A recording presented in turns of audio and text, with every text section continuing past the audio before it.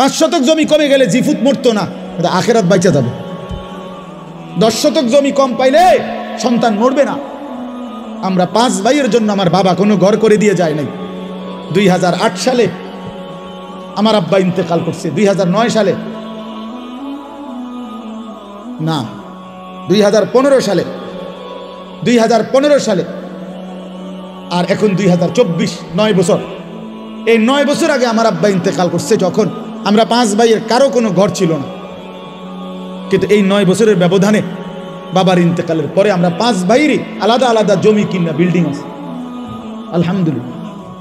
বাফ করে দিয়ে যায় নাই বলে সন্তান করতে পারবে না, এটা কোনো কথা না।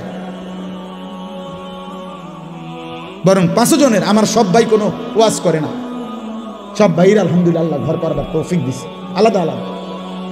তাইলে আমি আপনাদেরকে বুঝাইতে চাই, আপনি কেন হারামের মাধ্যমে ঘুষ দিয়া, বাটপারি, সিটারি কইরা, মিথ্যা বইলা, দলিলের মধ্যে 2 নম্বরই কইরা, আমনে এতেরে দিয়ে হেতেরে দিয়ে ওইতেরে দিয়ে এতগুলো বাটফারি কইরা, আহা বান্দা, আয় আল্লাহর বান্দা, কার জন্য রাইখা গেল? নিজের আখিরাত বরবাদ করে দিলা। কার জন্য রাইখা গেলে এই 10 শতক জমি? এত সিটারি করলা, এতটি দলিলের মধ্যে এতগুলো ফেঁস লাগাইয়া এই কদ্দুর জমি উদ্ধার করলা, বিনিময়ে আজ কার জন্য রেখে যাচ্ছ? তোমার না বলে? কবরে যাওয়ার দিন নাফরমান নিচ্ছ না কেন জমি? এই নাফরমান, এই না বলে তোর 10 শতক জমি নেস না কেন বলে নাও না কেন? এটা না তোমার? এই তাল গাছিটার লাগে না 30 বার মেল করলা, এটা নেও না কাকে? এত কষ্ট করে তাল গাছ উদ্ধার করলা, এটা এখন থুয়ে যাও কা? ইয়াকুলু ইবনু আদম মালি ওয়া মালি। আল্লাহ নবী সাল্লাল্লাহু আলাইহি সাল্লাম বলেন, আহা বনি আদম সারাদিন বলে আমার মাল, আমার মাল, আমার মাল, আমার মাল। ওয়া হাল্লাকা ইবনা আদম মিন মালিক। হাই বনি আদম, তোমার মাল কোথায়? নবীজি বলতেছে ওয়া হাল্লাকা আইন, তোমার মাল কোথায়? বা তোমার মাল কেবল 3টা। রাসূলুল্লাহ সাল্লাল্লাহু আলাইহি সাল্লাম বলছে তোমার কেবল 3টি, মা আকালতা ফা আফনাইতা, যা তুমি সরাসরি খাইছো, তুমি খাইছিলা, এটা তোমার। আও লাবিস্তা ফা আবলাইতা, যেটা সরাসরি গায়ে দিছো, তুমি গায়ে দিছো, এটা তোমার। আও তাসাদ্দাকতা ফা আমদাইতা, যেটা আল্লাহর রাস্তায় দান করছো, সাদকা করছো, মসজিদে, মাদ্রাসায়, মাহফিলে গরিবকে, অসহায়কে, বঞ্চিতকে, দুস্থকে আল্লাহর পথে খরচ করছো, এটা আখিরাতে জমা হইছে, এটা তোমার। কয়টা হলো? আল্লাহর কসম নবী বলছে এই 3টাই তোমার। ওমা সিওয়া যালিকা, আর বাকি সব ফাজাহিবুন, তোমার থেকে চলে যাবে। ও তারিকুহু লিন্নাস, মানুষের জন্যই রেখে যাবে, মানুষের জন্যই রেখে যাবে। শুধু শুধু ভুল করলা বান্দা, এতগুলো মিথ্যা বলা দরকার ছিল না, এতগুলো বাটফারি করার দরকার ছিল না, এত সিটারি করার দরকার ছিল না। এই কদ্দুর জমির লেগে, এই কয়টা টাকার জন্য, এই কদ্দুর ঘরের ফার্নিচারের জন্য এত মিশা কথা কইতে হয় না। 50 বছর সুদ খাইয়া, 30 বছর বাটফারি ব্যবসা কইরা, 50 বছর পর্যন্ত হালাল হারাম রোজগার কইরা কি কামাই করছে? 1 সেট সোফা বানাইছে, 6টা টেবিল, আরে 6টা চেয়ার, একটা ডাইনিং টেবিল, 4খান খাট, 2টা আলমারি, একটা ফ্রিজ, আর 2 ডজন কাঁচের প্লেট, 1 ডজন চার কাপ, 6টা নুনের বাড়ি, 4টা বাথরুমের মধ্যে 4টা বদনা, লোডা লোডা, আর কিতা ফাঙ্গাস, তেলাফিয়া, দুন্দুল, করলা, ধন্যতা, কাঁচামরিচ, খিরা, টমাটো, ঠিক না, পাতাকপি, ফুলকপি, আর কি আর কি? এ সবই মালের দাম হইতো না 50 লাখ? কথা বলেন না কেন? আপনার ঘরের যে সামান, এ সবটির দাম 50 লাখ হবে? তো এই 50 লাখ টাকার জন্য এতগুলো মিথ্যা বললেন? এই 50 লক্ষ টাকার জন্য এত টাকা সুদ খাইলেন? এই 50 লক্ষ টাকার জন্য এতগুলো ওজনে কম দিলেন? আহা, এতগুলো মিথ্যা, খুব বেশি কি কামাই করলেন? এই বাপ, একটা লোক বলেন, বুঝতে শিখেন, খামখেয়ালি মনে করেন না। আপনি ভাবেন না আপনি কি করছেন কামাইটা? একটা ছেলে নামাজ পড়ে না, একটা মেয়ে পর্দা করে না, জিফুত নাতি নাতনি কেউ আল্লাহর কোরআন কদুর সাইয়াও পড়তে পারে না। এতগুলো নাফরমান ঘরে ঘুমায় 6 জন 7 জন, একটাও ফজরের নামাজ খুদার 365 দিনের 1 বছরে কোনোদিন ফজরের নামাজ পড়ে না। এই জানোয়ার পাইলা কি ফায়দা হইল? কথা বলেন না কেন? কি ফায়দা কি বলেন? আপনারা বলতেছেন জিরো। যে খাট বানাইলেন 70,000 টাকা দিয়া, ওই খাটে যে ছেলেটা ঘুমায় ওই সারা রাত মোবাইলে উলঙ্গ ছবি দেখে। তো এই জানোয়ারের জন্য বানাইছেন খাট? এ তো জানোয়ার, তো মানুষের বাচ্চা না। 365 দিনে খুদার একটা বছরে যে কোনোদিন ফজরের নামাজ পড়লো না, এটা মানুষের বাচ্চা হয় কেমনে? এটা মুসলমানের বাচ্চা কেমনে? কথা বলেন। একজন প্রতিবাদ করেন মিয়া, তারা ওই মানুষের বাচ্চা কেমনে? ওই হাইওয়ানরে জিজ্ঞেস করেন, তোর কোনো আল্লাহ নাই, তোর কোনো রসুল নাই, তোর জন্য কেউ কাঁদে নাই? 23 বছর তোর জন্য তোর রসুল কাঁদছে। তায়েফের পাথরের আঘাতে পিঠটা চালনির মতো ছিদ্র বানায় ফেলছে। ক্ষুধার কষ্টে পেটে পাথর ভাঙছে 2টা। উহুদের দান দান শহীদ করা রক্তে উহুদের মাঠে নবী পড়েছিল ঘন্টার পর ঘন্টা। 3 মাস ঘরের চুলায় আগুন জ্বলে নাই। নবী বলবে, উম্মত এত কাঁদলাম, সারা রাত চোখের পানি ফেলে এশার পর থেকে ফজরের আজান পর্যন্ত নবী সাল্লাল্লাহু আলাইহি সাল্লাম উম্মতের জন্য কাঁদছেন, চোখের পানি ফেলছেন, দোয়া করছেন। বিনিময় উম্মত এই জিন্দেগি, এই আমল নামা। কোনদিন ফজরের নামাজ নাই, 30 বছর মিথ্যা, 40 বছর হারাম, 60 বছর বয়সও বিড়ি সিগারেট, 60 বছর বয়সও চায়ের দোকানে আড্ডা, টেলিভিশন আর নাচ গান। 40 বছর ঘরে প্রতিদিন রঙিন টেলিভিশন চললো, স্ত্রী বেপর্দা, মেয়েটাও বেপর্দা। হায় উম্মত, এ কি আমল নামা আনবা? আল্লাহর কসম, নবীজির কাছে তো উম্মতের আমল নামা দেখানো হবে। এই বাপ, নবী সাল্লাল্লাহু আলাইহি সাল্লাম তো উম্মতের আমল নামা দেখবে। তো এই আমল নামা দেখলে কসম আল্লাহর, নবী চোখের পানি ছেড়ে দিবে আর কাঁদবে আর বলবে, উম্মত আমি শ্রেষ্ঠ নবী, তুমি আমার শ্রেষ্ঠ উম্মত। এই নিয়ে আমল নামা। আমি এই আমল নামা নিয়ে আল্লাহর সামনে কেমনে দাঁড়াবো? তোমার জন্য কেমনে সুপারিশ করবো? উম্মত কি বলবো? আমি কিভাবে মুখ দেখাবো? তুমি আমার এত বড় বেইজ্জতি কেমনে করলে? কি ব্যাপার? কোনো বাবা যদি কোনো ছেলেকে 6 বছর ঢাকা শহরে রাখা কোনো কলেজে পড়ায়, তারে মনে করেন 50 লাখ টাকা দিছে, এই পর্যন্ত বাবার সব বেচ্চা, 6 বছর পরে রেজাল্ট আসছে, সে ফেল। তো ওই বাপ কি পরিমাণ কাঁদবে যে কিরে বাপ, আমার গত 6 বছরের এই রক্ত পানি করা টাকা, ঘাম বেজানো কলিজা ছেঁড়া টাকা, তোদের সুখের জন্য আমি 12 বছর বিদেশ করছি, তোদের সুখের জন্য আমি 28 বছর বিদেশ থাকলাম, কোনোদিন সুখ কি দেখি নাই। 12 ঘন্টা 14 ঘন্টা ডিউটি করে, এত কষ্ট করে বুকে বাইদা এক একটা টাকা রোজগার করে তোদেরকে দিছি, বিনিময়ে এই রেজাল্ট, বিনিময়ে এই ফলাফল। ওই বাবা কাঁদবে কিনা বলেন? ওই মা কাঁদবে কিনা বলেন? তো রাসূলুল্লাহ সাল্লাল্লাহু আলাইহি সাল্লাম কাঁদবে না? বলবে, উম্মত 23টা বছর কাইদা, চোখের পানি ফেলে, রক্ত ঝরিয়ে, পেটে পাথর বাইদা, ক্ষুধার কষ্ট সয়ে, বিনিময়ে এই আমল নামা পাইলাম।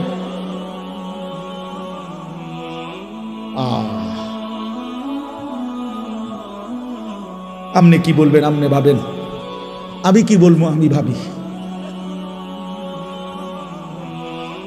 চলেন কথা শেষ, সবাই মিলেই ভাবেন, এটুকু ভাবেন, কি দাঁড়াবেন, কি বলবেন? নবী সাল্লাল্লাহু আলাইহি সাল্লাম বলবেন এটা, উম্মত আর কত কাঁদলে তোমার দিল নরম হইতো? আমি আর কত রক্ত ঝরাইলে তোমার মন নরম হইতো? তুমি আমারে বলো উম্মত, আপনি কি জবাব দিবেন বলিয়া? এত বড় বয়সকালে কেমনে বিড়ি খান? এই দুর্গন্ধওয়ালা মুখ নিয়ে নবী সাল্লাল্লাহু আলাইহি সাল্লামের সামনে কেমনে দাঁড়াইবেন? প্রিয় নবী সাল্লাল্লাহু আলাইহি ওয়াসাল্লাম 1 সেকেন্ডের জন্য কোনোদিন দুর্গন্ধ পছন্দ করতেন না। বলেন না? নবী সাল্লাল্লাহু আলাইহি সাল্লাম যে রাস্তা দিয়ে হাঁটতেন, পরবর্তী কেউ আসলে বুঝতো এখান দিয়েই নবী গেছে, কারণ মেশকের ঘ্রাণ ভাসতে থাকতো। তার ঘাম মোবারক সাহাবীরা অপেক্ষা করত, ঘাম ঝরলে শিশিতে ভরবে, সেটাই পরবর্তীতে মেশক আম্বর হিসাবে ব্যবহার করবে। এই আপনারা শুনেন না কিনা আজকে প্রথম কথা বলেন? এ তো অনেক পুরানো ওয়াজ, ঠিক কিনা বলেন? এই কথাগুলোর অর্থ কি? আল্লাহ নবী সাল্লাল্লাহু আলাইহি সাল্লাম বলছে, তিনটি জিনিস পৃথিবীতে আমার সবচেয়ে প্রিয়। 1 নাম্বার আতর, সুগন্ধি। 2 নাম্বার আমার বিবি, আমার স্ত্রীরা আমার প্রিয়। 3 নাম্বার নামাজ। তার 1 নম্বরে নবীর প্রিয় বস্তু ছিল দুনিয়াতে আতর, সুগন্ধি। তিনি দুর্গন্ধ পছন্দ করতেন না। বাবা, আপনি এই দুর্গন্ধওয়ালা বিড়ি মুখ লইয়া, প্রতিটা বিড়ি তো দুর্গন্ধ, প্রতিটা সিগারেটে তো দুর্গন্ধ, আপনি এটা নিয়া রাসূলুল্লাহ সাল্লাল্লাহু আলাইহি সাল্লামের সামনে কেমনে দাঁড়াইবেন? বলে নবী সাল্লাল্লাহু আলাইহি সাল্লাম তো কাঁচা পেঁয়াজ রসুনের দুর্গন্ধ সহ্য করতে পারতেন না, নিষেধ করছে। কাঁচা পেঁয়াজ রসুন খাইয়া আমাদের সামনে মসজিদে মানুষের মজমাতে আইসো না, বলেন নাই নবী? তো তাহলে এই বিড়ি সিগারেটের গন্ধ কি হবে? একদিন জীবনে জুমার নামাজের দিন মসজিদে নববীতে আল্লাহ নবী সাল্লাল্লাহু আলাইহি সাল্লাম কোন সাহাবীর ঘামের গন্ধ নাকে লাগছে, কোন একজনের। আল্লাহ নবী সাল্লাল্লাহু আলাইহি সাল্লাম বলছেন, গুসলুল জুমআতে ওয়াজিবুন আলা কুল্লি মুহতালিন। হাদিস, জুমার নামাজের দিন গোসল করা প্রত্যেক প্রাপ্তবয়স্ক ব্যক্তির উপরে বাধ্যতামূলক। একদিনেরও ঘামের গন্ধ নবী পছন্দ করে না। যিনি এত পবিত্র, এত পরিষ্কার, এত সুগন্ধিময় ছিলেন, তার সামনে কেমনে দাঁড়াইবেন? ও বাবা, বলেন না কেন?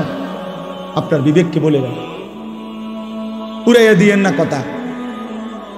কিছু সালাক আছে গিয়া পরে কব কথাটি বালাই কইছে, আমরা লাগেই তো কয়, বুঝি তো পারি না, মানলে তো ভালো হইতো। আসলে কিন্তু আলাস পাটফারি আলাপ করে, হ্যাঁ ওটা মস্কারি করে। বুঝি তো আমরা তো কইছে, কথা তো বালাই কইছে, মানলে তো বালাই হইতো। ফারিদ না, ফারিদ ভাতের থালা খাইতে রে, ভাত ভাত খানা, ভাত কতুটি খাইয়া আবার চা দোয়ানে গিয়া আবার পেঁয়াজু খায়, আলুর চপ খায়, আবার বন খায়, আবার চা খায়, আবার বিড়ি খায়। একটা ছোট্ট কথা মনে রাখবেন, যে কোনো কেউরে জিজ্ঞাসা করেন, একজন ডাক্তারকে জিজ্ঞাসা করেন, বিড়ি সিগারেটের মধ্যে কোনো পুষ্টিও নাই, কোনো আপনার শরীরের ক্ষুধা নিবারণও হয় না, পুষ্টিকর কিছুও হয় না।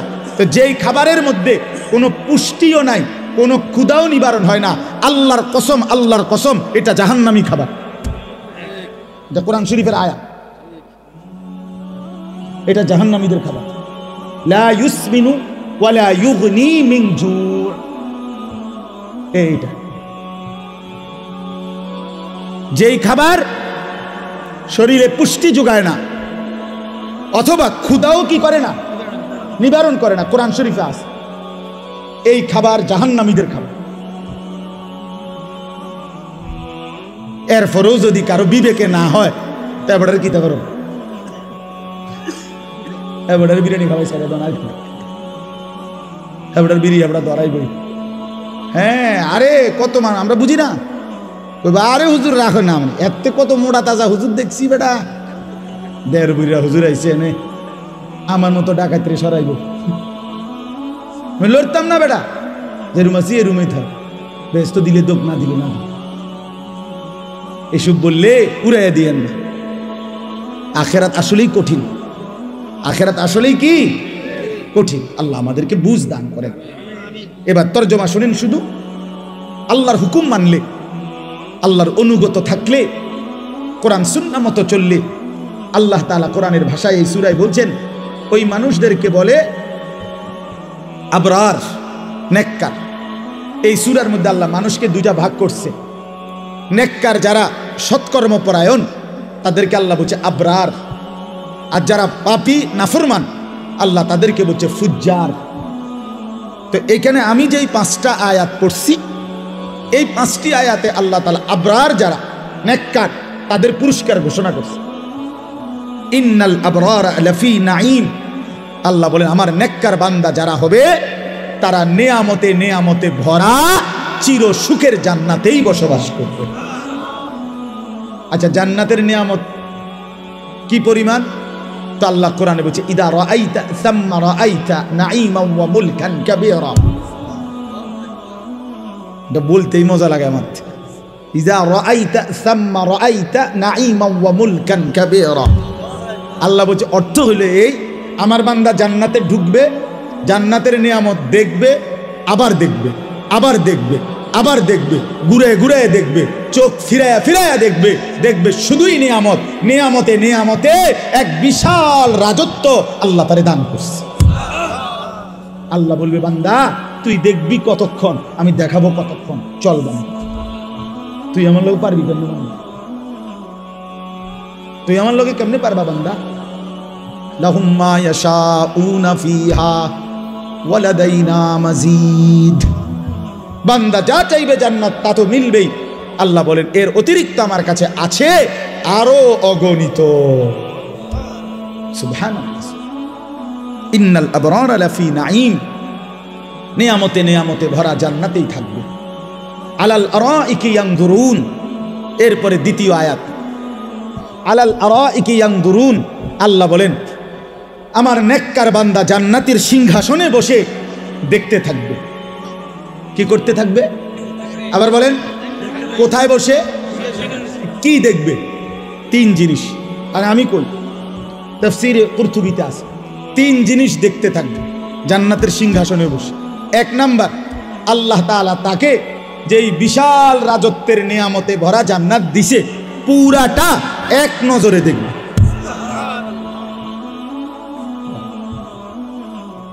এক নজরে দেখবে। এখন কেমনে দেখবে তাহলে এক নজরে? নিশ্চয়ই জান্নাত হলো 10/10 মতন হলে দেখবো কেমন? জান্নাত যদি পুরা বাঙ্গরা ইউনিয়ন হয় আমরা কেমনে দেখবো? তা জান্নাত তো নিশ্চয়ই কি কুড়া খালে সমান। কি দা দুইটা রুমের একটা বারিন্দা। সবচেয়ে ছোট জান্নাত 10 দুনিয়া বরাবর। সবচেয়ে ছোট, সবচেয়ে ছোটটা এই 10 দুনিয়া বরাবর জান্নাত সে এক নজরে জান্নাতের সিংহাসনে বসে দেখতে থাকবে। যদি বলেন এটা কিভাবে সম্ভব, তা আমি বলি দোয়া করেন আল্লাহ আমারও জান্নাত যেন দেয়, আমনেরও যেন দেয়, দুজনে মিললে আমরা একসাথে দেখা আমনে আমারে বুঝাই করবেন, আমি আমনে বুঝাই করব। আল্লাহ কবুল করেন, নিয়ত করেন, আমিন বলেন। আল্লাহর কাছে জান্নাত চাইবেন না? জান্নাত তো আমগুলো লাগিয়ে বানাইছে আল্লাহ, ইমানদারের জন্য বানাইছে না? নাইলে আমি কেমনে কইতাম এটা কিরকম হইব, কেমনে দেখবো? আমি কি মিশনিটা দেখছিনি? এই জন্যই বললাম একসাথে যদি আল্লাহ আমগরে জান্নাতি বানায় তা আমিও দেখুম, আপনিও দেখবেন, আমি আপনার বুঝাই কম, আপনি আমার বুঝাই কইবেন। আলাল আরাইকি ইয়ানজুরুন, এইলো এক। 2 নাম্বার, জান্নাতি ব্যক্তি জাহান্নামের দৃশ্য, আযাবের দৃশ্য জান্নাতের সিংহাসনে বসেই সচক্ষে দেখতে পাবে আর চিৎকার দিয়া বলবে হায় মাওলা আপনার কত বড় দয়া, আপনি আমারে কি জঘন্য ভয়ানক জাহান্নাম থেকে বাঁচায় দিলেন। এই কয়টা হলো? 3 নাম্বার। 3 নাম্বারটা কই? আল্লাহু আকবার। 3 নাম্বার হইল আমি একটু জিরান তারপরে কই আল্লাহ। 3 নাম্বারটা হইল জান্নাতি বান্দা জান্নাতের সিংহাসনে বসে মহান আল্লাহ পাক রব্বুল আলামিনকে দেখতে থাকবে। প্রথমবার যখন দেখবে 70,000 বছর একটানা মালিকের দিকে তাকাইয়েই থাকবে। এটা কি মজাদার বিষয়। এর লাগে একটু জিরা, মানে একটু মজা করে ইলা রাব্বিহা নাযিরা, সরাসরি রব্বুল আলামিনকে বান্দা দেখবে। আলাল আরাইকি ইয়ানজুরুন ইলা রাব্বিহি আযজা ওয়া জাল। জান্নাতি বান্দা সিংহাসনে বসে মহান আল্লাহ পাককে সচক্ষে দেখবে। 70,000 বছরের জন্য জান্নাতের সব নিয়ামত ভুলে যাবে। জান্নাতের হুরেরা টানাটানি শুরু করবে, হে আল্লাহর বান্দা জান্নাতি, আমাদেরকে তো ভুলেই গেলেন, আমাদের দিকে তো ফিরেই চাচ্ছেন না। জান্নাতি বলবে, হুরেরা, মহান আল্লাহ পাকের দিদারের সামনে পুরা জান্নাত আমার কাছে কোনো কিছুই মনে হয় না। আলাল আরাইকি ইয়ানদুরুন, এই হলো 2 নাম্বার। 3 নাম্বার, তাহলে 3টা। নিজের জান্নাত পুরাটা দেখবে, জাহান্নামীদের আযাবের দৃশ্য দেখবে, আর মহান আল্লাহ পাককে দেখবে। ঠিক আছে না মনে মনে রাখি? এই যে মৌলানাও, আমি যখন সোনাকান্দা মাদ্রাসায় নতুন আসি, তখন এই শেষ মানে হেগো পড়া শেষ বছর, আমিও মাত্র আসছি। তো কিছুদিন, হয়তো অল্প কিছুদিন আমার ক্লাসও ছিল। বাকি অনেক সুন্দর বয়ান করে, আল্লাহ ভালো করুন, তৌফিক দান। তাইলে আলাল আরাইকি ইয়ানদুরুন তারিফু ফি ওয়ুজুহিহিম নাদরাতান নাঈম। আল্লাহ নবীকে বড়, নবীজিকে আল্লাহ বলতেছে, বন্ধু শুনেন, জান্নাতি বান্দাকে আপনি যখনই দেখবেন 24 ঘন্টা তার চেহারার মধ্যে হাসি, আনন্দ, প্রফুল্লতা, চির সজীবতা বিরাজ করছে। 1 সেকেন্ড কোনো ক্লান্তি, বিরক্তি, পেরেশানি, অস্থিরতা বলতে কিচ্ছু নেই। তারিফু ফি ওয়ুজুহিহিম নাদরাতান নাঈম। হ্যাঁ, আচ্ছা, এই যে বাহিরে যারা এতক্ষণ ধরে ধরে, এরা এই বেশরমরা কেমনে ইয়ে বইব এখন? না না, এগো, আচ্ছা, এগো তো একটা শোক শরম তো আছে মানুষের না? এখন যখন বসবে, এখন মুনাজাতের টাইমে এরা এগো লজ্জা লাগবে না? শরম কম হইলে যা হয় আর কি, লজ্জা কম থাকলে যা হয়। আস্তাগফির। ইউসকাউনা মির রাহিকিম মাখতুম, এই শেষ। এবার আরে 2 রাত। এবার শুনেন, আল্লাহ বলেন জান্নাতি বান্দাকে পান করানো হবে শরাব, জান্নাতি সুস্বাদু পানীয়, মাখতুম মোহরাঙ্কিত, সিল মারা। এই কথাটা আমি এমনি বুঝাই আগে, তাহলে বুঝবেন ভালো। মনে করেন এই যে এটা একটা বোতল পানি, এখন এটা একদম ইনটেক বোতল, বাকি পানি যেহেতু আমার ফুরাটা লাগবে না, তো আমরা 3 জন মিল্লা খাইলাম, আমি, হানিফ ভাই, সেলিম ভাই, একদ্দুর করে আমরা শেষ করলাম। তাহলে 1 বোতল দিয়ে কয়জনে খাইলাম? আল্লাহ তাআলা বলতেছে, আমার বান্দা জান্নাতের মধ্যে পানীয় যেটা পান করবে শরাব, সেটা প্রতিটাই থাকবে ইনটেক, মোহরাঙ্কিত, সিল মারা। একটা 3 জনে খাইবে না, একটা 2 জনে খাবে না, প্রতি বোতল নতুন নতুন। মাখতুম, প্রত্যেক বোতল সিল মারা, মোহর মারা, ইনটেক। হ্যাঁ, 3 জনে ভাগ করে খাওয়ানোর মতো জান্নাত। আল্লাহ বল, কস কি বান্দা, এটা জান্নাত দেখি সাপের বাজার নেই? আমার মাদ্রাসা আছে না, এটা জান্নাত বান্দা। এখানে আমার বান্দা রাহিকিম মাখতুম, মোহরাঙ্কিত, সিলগালা করা, মোহর মারা পানীয়, প্রতি বোতল, প্রতি গ্লাস নতুন নতুন শরাব পান করবে। খিতামুহু মিস্ক, এই শেষ আয়াত। আল্লাহ তাআলা বলেন, এই মোহর যেটা মানে সিল, যেটাতে আটকাই রাখছে আর কি বোতলটা, এটা যখনই উঠাবে, প্রতি মোহর সরাইলেই পুরা চতুর্দিক, পুরাটা মজমা মিস্ক আম্বরের ঘ্রাণে ভরে যাবে। খিতামুহু মিস্ক, খিতাম মানে এই মোহর, মানে মুখখাটা, সিল যেটা মারছে আর আটকায় রাখছে, যেটা খুললেই কি বের হবে? মিস্কের ঘ্রাণ। ওয়াফি যালিকা ফালিয়াতানাফাসিল মুতানাফিসুন। এই শেষ কথা হলো, আল্লাহ এবার উপদেশ দিচ্ছে, অতএব আমার বান্দা, এমন চমৎকার জান্নাতের জন্যই তোমাদের প্রতিযোগিতা করা উচিত। বুঝছেননি বাংলা কথাটা? এমন সুন্দর জান্নাতের জন্যই, এমন চমৎকার মজাদার জান্নাতের জন্যই তোমাদের কি করা উচিত?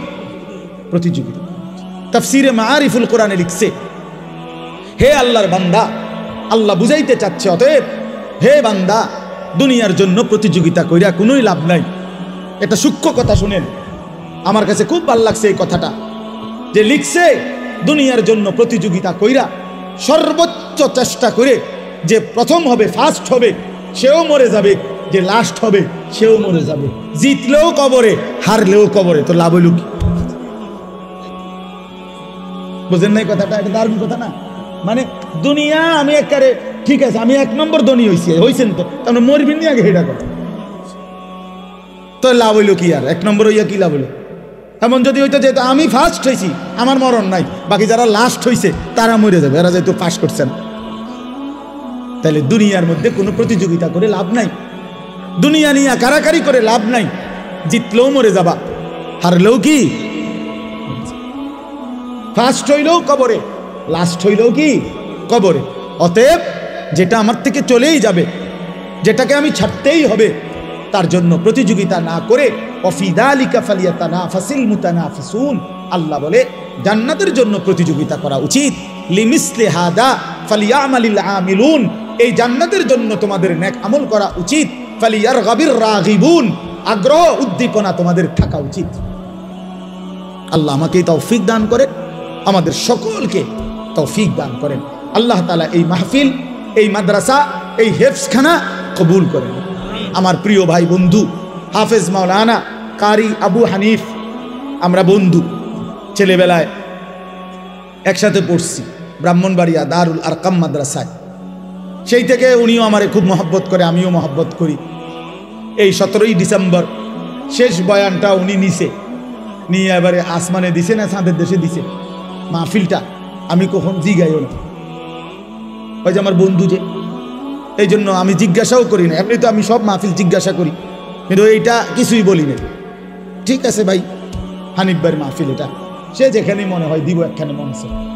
তো পরে শুনি এই 2 দিন আগে মনে হয় আমারে, হ্যাঁ ওই আমাদের কুড়াখাল মাহফিলের দিন বলতেছে, হুজুর এখানে আমাদের আরেকটা বয়ান আছে। আমি কি জানি, আমি তো কইতে পারি না, কইতে পারি না বয়ান কয় যে 17ই ডিসেম্বর হানিফ ভাইয়ের যে বয়ান এইটা। ঠিক আছে, আলহামদুলিল্লাহ, কোনো অসুবিধা নেই, আল্লাহর কথা বললেই না, ঠিক কিনা বলেন?